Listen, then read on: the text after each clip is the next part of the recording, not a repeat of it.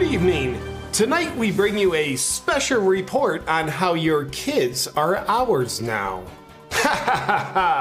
Because the California Senate has passed a bill that will cause parents to lose custody of a child if the parent does not affirm the child's imaginary gender. That's right. Under the bill, parents who refuse to participate in gender-affirming hormone therapy and slicing and dicing of their kids' crotches can be found guilty of failing to provide for the health, safety, and welfare of their child. Therefore, that parent can lose custody of their child to another parent or the state. Governor Gavin Newsom is expected to sign the bill into law shortly. And the bill was introduced by Assembly members Lori Wilson and Scott Wiener, both Democrats. Shocker. As laws targeting parents so that their children can more easily be targeted get more and more aggressively progressive, with this latest one, you as a parent will be deemed abusive if you're not willing to subject your child to abusive mutilations. Makes sense. Elon Musk responded to the bill by tweeting, "This bill is a wolf in sheep's clothing. What it actually means is that if you disagree with the other parent about sterilizing your child, you lose custody." Utter madness. Side note, one of Elon's 337 children identifies as trans. This bill has been put forth and supported by politicians who want you to abort your children, ending their lives before they're even born. And given that they want your children dead, you can trust that they have your child's best health, safety, and welfare interests in mind on this one. Now, with what we're trying to do here, we can't stress enough how abusive it is for parents to affirm, protect, and love their children based on the reality of who and what they are, rather than basing it on the child's imagination of who and what they want to be. Abuse is saying, "I love you for who you are, and you should accept yourself for who you are." But good leftist parenting, on the other hand, is saying, "I love you for who you could become if you're castrated and significantly, hormonally, and surgically changed, and you should only accept yourself if you change significantly." But some object to this. Many who have a conscience and a soul would say that trying to find happiness by altering who and what you are is a fool's game. These extremists would also say that happiness is found by accepting yourself as you are.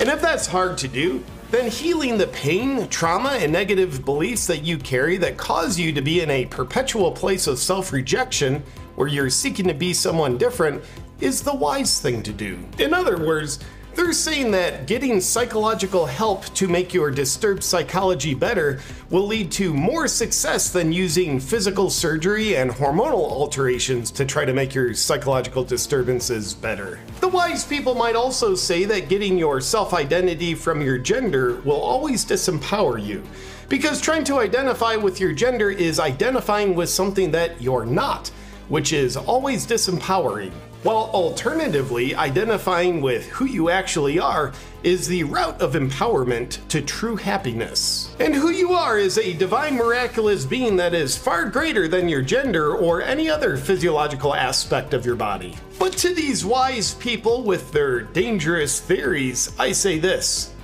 suck my mutilated.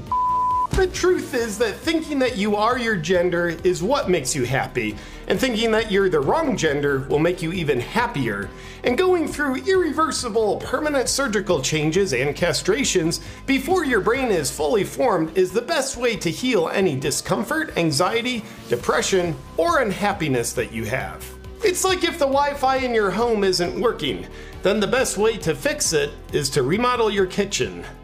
Trust the science. And parents in California, you better be trusting the science, or else you could lose your children.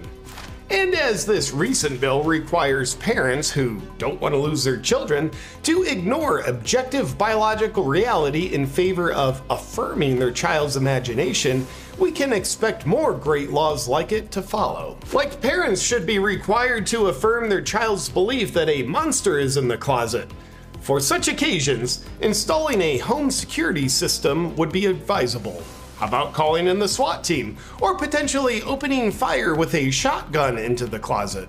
Any response less than this would not be affirming to the child, and therefore would be putting the child's health, safety, and welfare at great risk. And as fate would have it, those who aren't very well indoctrinated into communism yet, and therefore still believe in God, often consider their relationship with their children to be the most sacred duty ever. And raising their children with great values and protecting their children's safety at all costs to be of utmost importance. So much so that good parents are even willing to sacrifice their own lives in order to keep their children safe and protected. And the government is messing with that.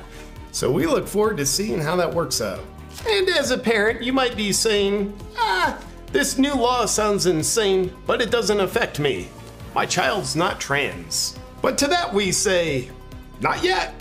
Because if you have your children enrolled in the concentration camp known as public schools, you can rest assured that they're doing their absolute best to make sure your child becomes convinced that they're trans.